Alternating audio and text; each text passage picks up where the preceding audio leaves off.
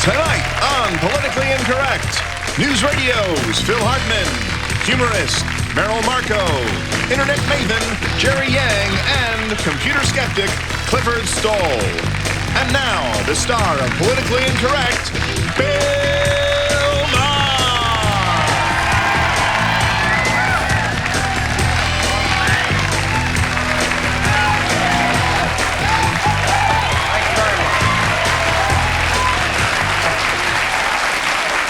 Oh, thank you.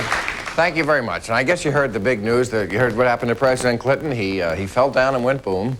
Yes, he was in the hospital today. He had an operation. Apparently, he was in Florida at about 1:30 in the morning, tripped down a flight of stairs, and had to have surgery today. They didn't put him out completely. They gave him what they call an epidural.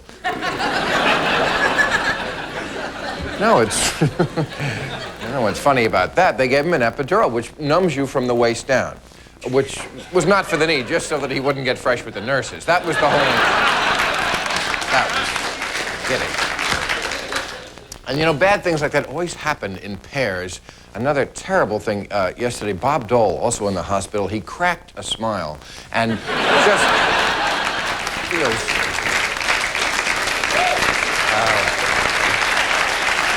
Well, it's not that even being in the hospital buys the president any sympathy, because yesterday, Attorney General Janet Reno got letters from the House and the Senate Republicans requesting that she appoint an independent counsel to look into these campaign finance shenanigans. She also got a call from Pete Rose asking, "Who cuts your hair?"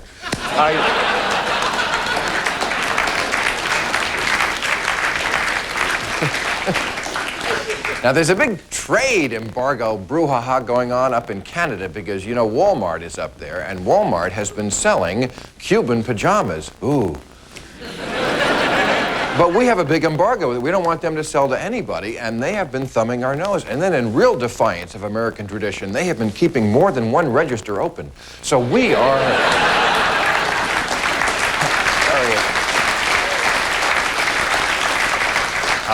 And finally, big news, this is really, from Calcutta, India. Mother Teresa, you know, Mother Teresa has been ailing lately, and she finally gave up her control over the missionaries of charity.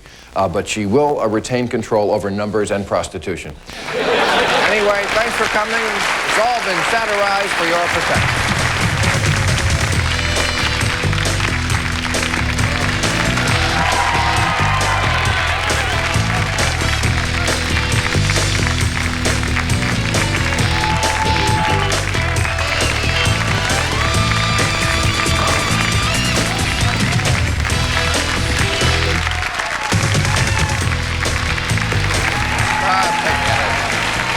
Welcome to the show. Let's meet our panel. First, he is a best-selling author, astronomer, and computer security expert. His new book is Silicone Snake Oil. Clifford Stoll, right over here.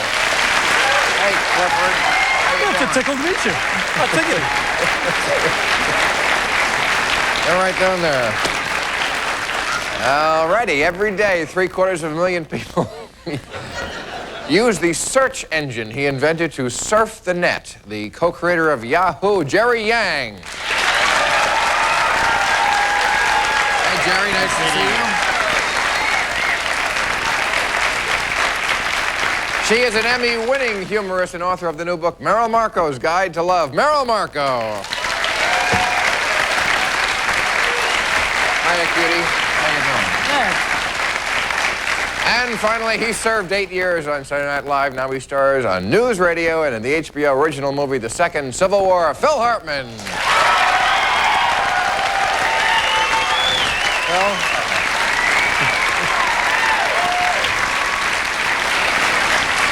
All right, well, listen, I want to talk about the net tonight, as the kids say, Phil, and I notice you dress like them.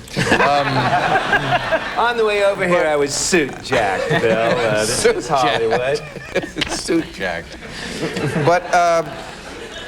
But first, let's talk about this TWA 800 flight mess, because that's where the information is that Pierre Salinger has, that he says he's getting that the plane was shot down by a missile. And I'm wondering if anyone is buying this because it has gotten a lot of press lately. It's also a big story this month in Paris Match. The magazine is running an article about that. And, you know, our government has covered up a lot of stuff.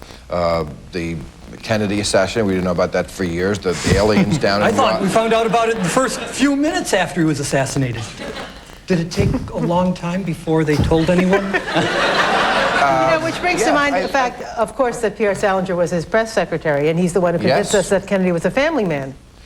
Right, that's true. Salinger says he never knew Kennedy cheated. So he's observant. We know that about him.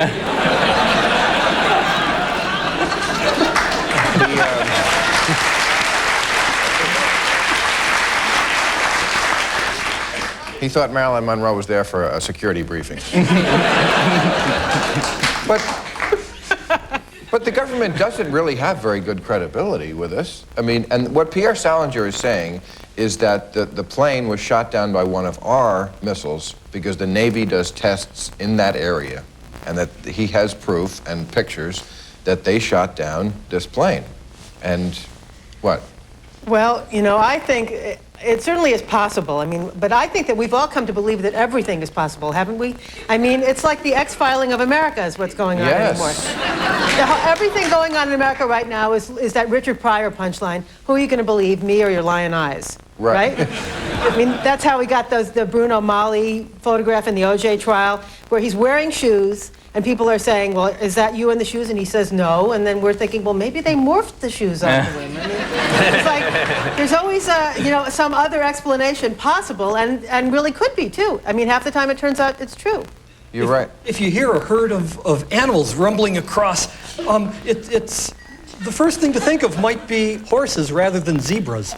And I get the feeling that Pierre Salinger said, "Oh, I heard the clip-clop of some hoofbeats. Got to be a bunch of zebras coming by." Dude, if you're trying to start a dance craze, I am down with it. No, Bill, you know what? Why are they blaming the U.S. Navy? I mean, the first thing that popped into my head is there could be, 3 Iraqis out in a Chris craft. You can put a surface-to-air missile in a suitcase. Who's to say they aren't sitting out there looking for bluefish and go, hey, look! Why does it have to be the Navy's fault? I'm not saying it's not. Because if it was a terrorist group, they would probably take credit for it. Whereas if it was our own Navy, they probably wouldn't want to take credit. That's true. And anyway, I don't think Iraqis are that big on bluefish, are they? I mean, I've never been to... But do you know that in the last 20 years, there have been 25 commercial airliners that have been shot down by missiles? No, I guess you didn't.